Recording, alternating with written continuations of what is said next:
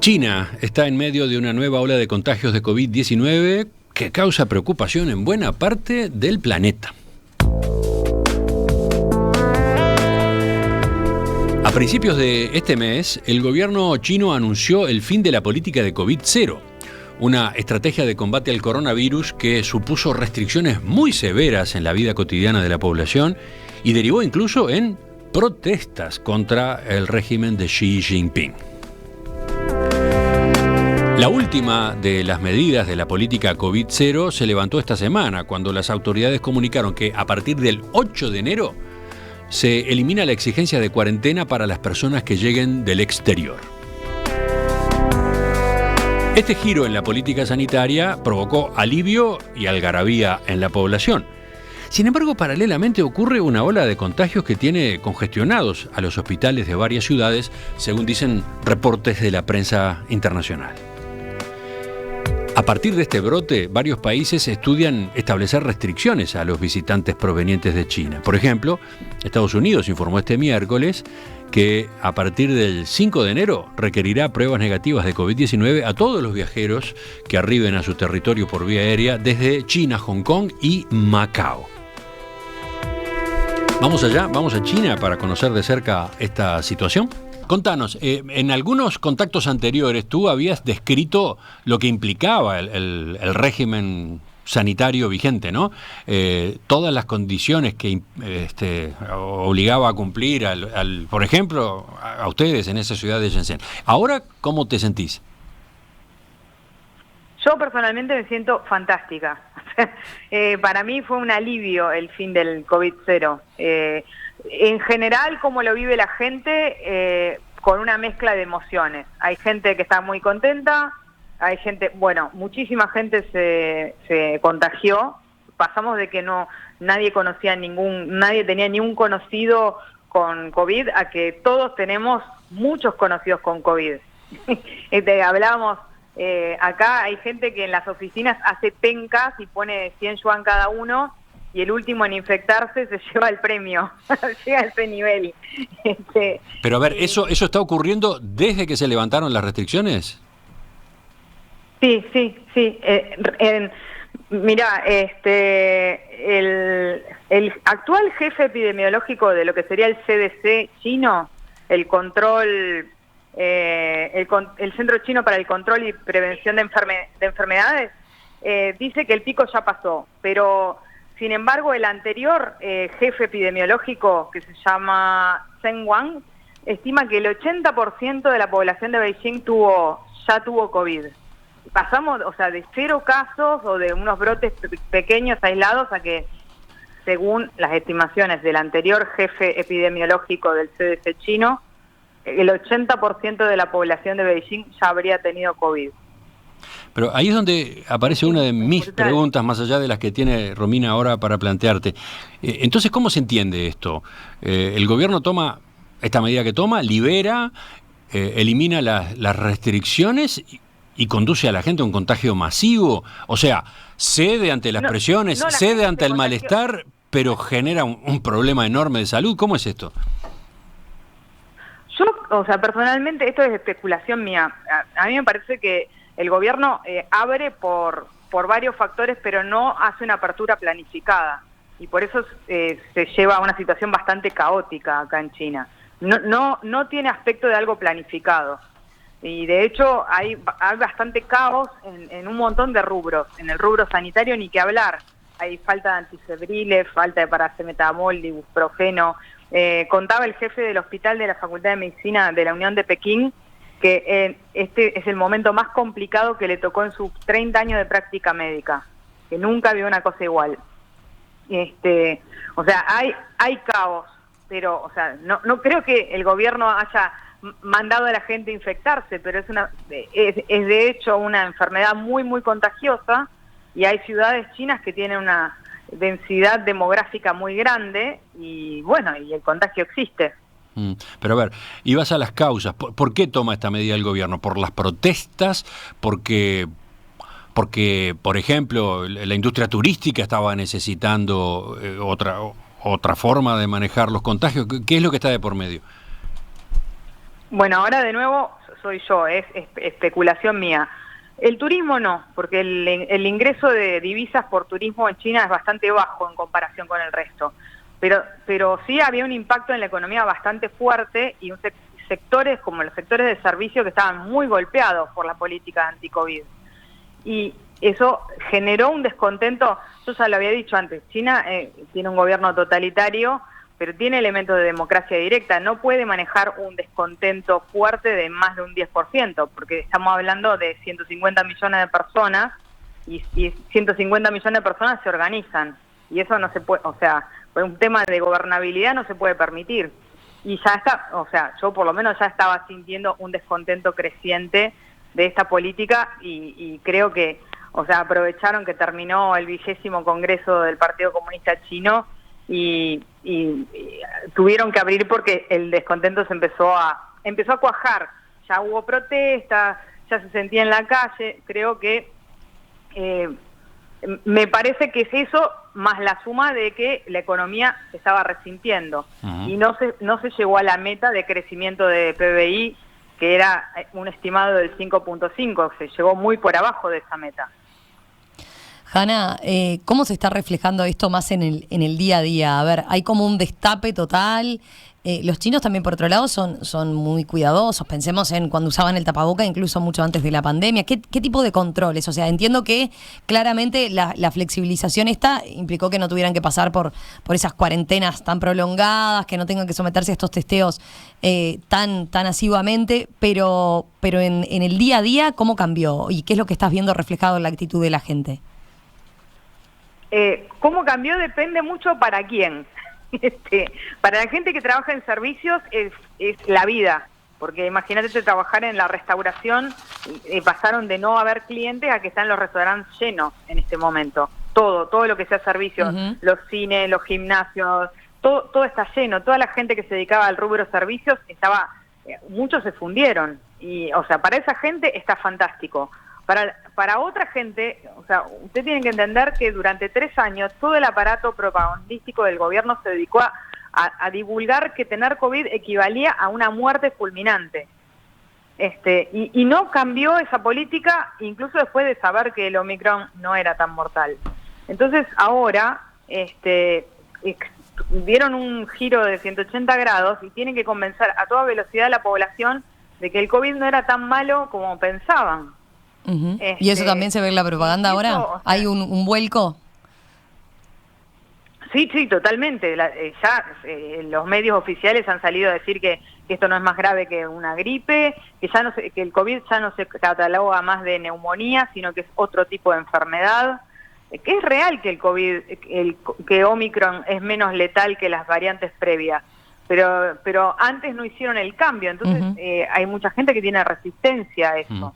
Entonces, o sea, yo por ahora veo un periodo de transición bastante caótico de una política a una política prácticamente opuesta.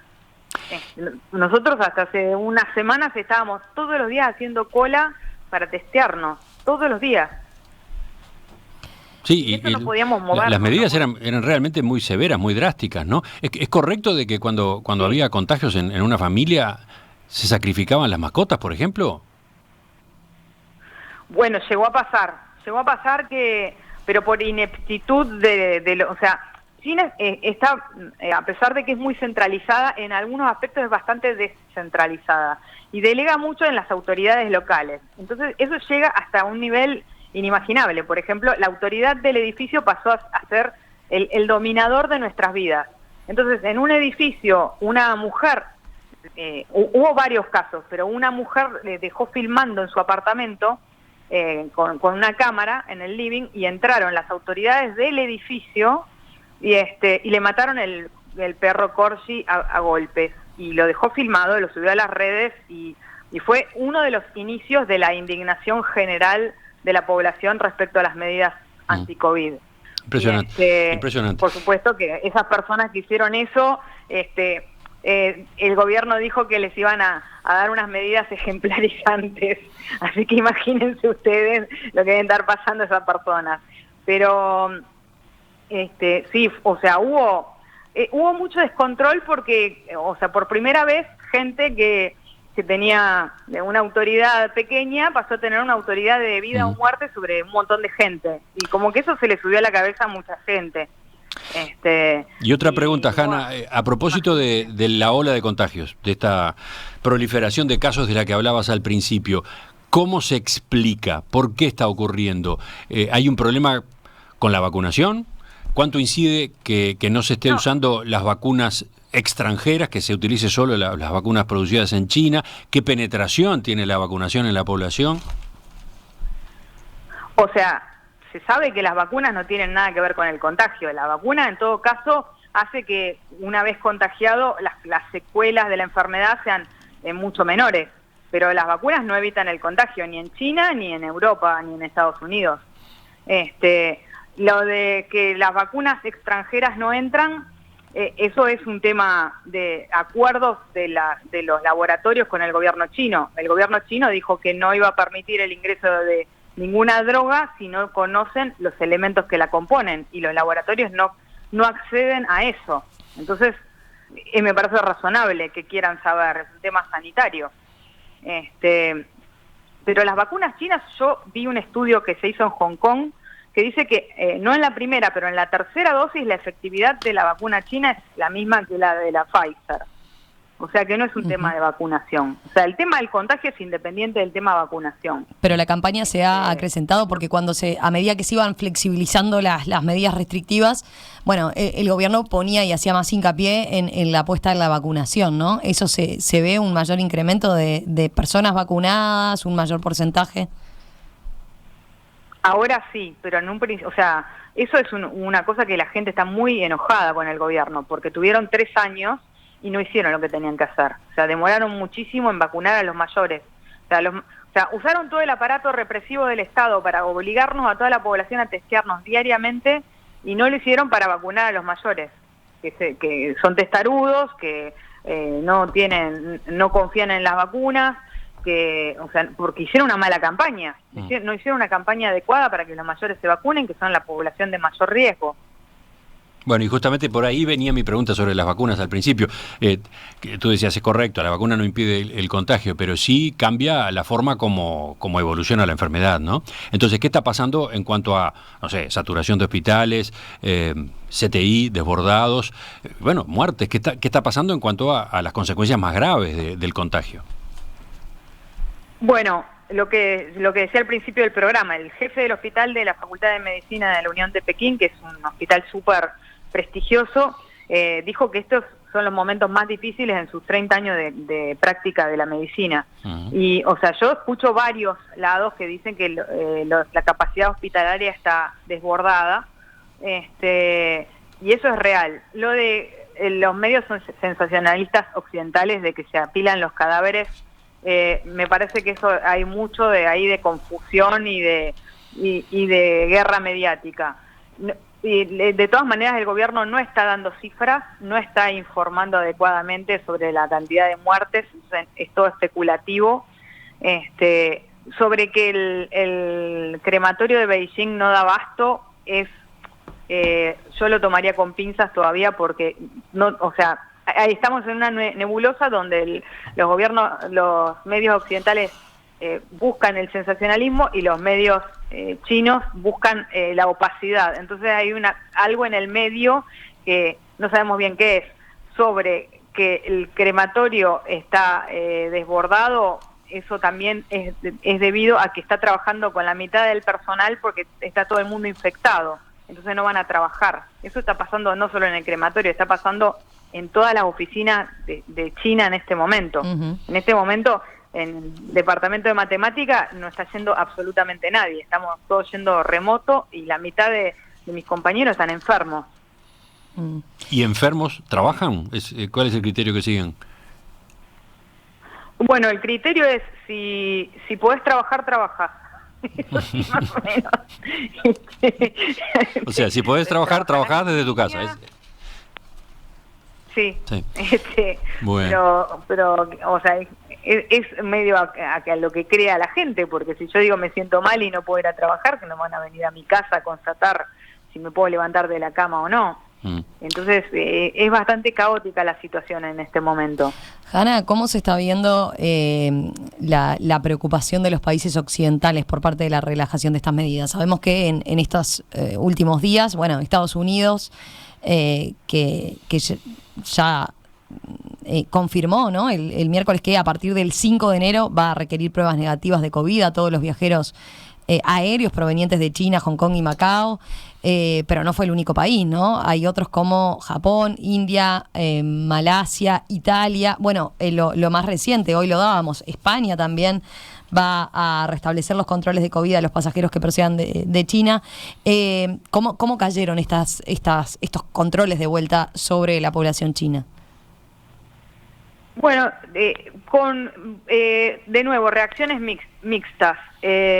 La gente más pro-China está indignada, dice que es racismo. La gente, me parece más sensata, dice, déjense de jorobar. O sea, China no exigía doble testeo de PCR negativo, más doble testeo en laboratorios distintos, aprobados por el gobierno chino, subir un código QR al consulado que tenía que ser aprobado antes del vuelo, cuarentena de 8, 21 y hasta 28 días antes de ingresar al país. Creo que China no tiene pero ningún derecho a indignarse por ninguna medida que tome ningún país. Claro. O sea, es casi un tema político de reciprocidad. En paralelo más allá de lo sanitario. Claro. Bueno, y además recordemos que esto es simplemente un control en general de test, el pedido de un test, no es lo que se estableció en un primer momento de la pandemia, ¿no? Recordemos cuando comenzó todo, cuando directamente se prohibió el ingreso de pasajeros provenientes de China, ¿no? Hanna, lo último, a ver, yo te preguntaba por la actitud de la gente también. Esta flexibilización hacia el exterior provocó según lo que informan por lo menos los medios occidentales, una gran compra de pasajes, y sabemos lo que China y lo que los turistas chinos han significado en los últimos años en el mundo, ¿no?, previo a la pandemia. ¿Se percibe ese interés por volver a salir, por volver a viajar? Sí. Eso, no sé, o sea, hay que ver porque... O sea, yo estoy en un círculo bastante privilegiado, entonces eso hay que tenerlo en cuenta, ¿no? Que uno se mueve en un círculo privilegiado. Uno tiene que saber que China, solo 10% de los chinos tienen pasaporte, o sea que solo 10% de los chinos pueden viajar al exterior. Pero de todas maneras, ahora se viene el Año Nuevo chino, está todo el mundo sacando pasajes, todo el mundo para visitar a sus familias. Hay gente que por primera vez va a poder ver a su familia en 3 años. Ahí se da mucho movimiento interno, ¿no? 2 años y medio. Hay mucho movimiento interno. También hay mucha gente que viaja al exterior y gente de afuera que viene a visitar a sus familias chinas que antes no podía ingresar al país. Claro. Con respecto a los movimientos internos estos que se van a dar, ¿se prevé algo? ¿Hay algún tipo de medida? Porque pienso en, no sé, las áreas quizás rurales más alejadas, donde tienen la situación más controlada con el flujo de visitantes que pueden llegar a tener. Sí, hay preocupación porque justamente las áreas rurales tienen menos infraestructura hospitalaria y van a ir gente de las grandes ciudades que van a estar con infección masivamente. Y sí es una preocupación. O sea, la gente de lo que sería el CDC chino está bastante preocupada con el Año Nuevo chino, sí. O sea, antes de la pandemia era la migración masiva, la mayor migración masiva del mundo. Bien. Hanna Rodríguez Hertz. Hanna, gracias, gracias por este contacto, gracias por nuevamente tus apreciaciones desde allá. Feliz año y estamos al habla. Feliz año, que empiece todo bien y que sea todo para mejor. Un abrazo y nos reencontramos en el 2023.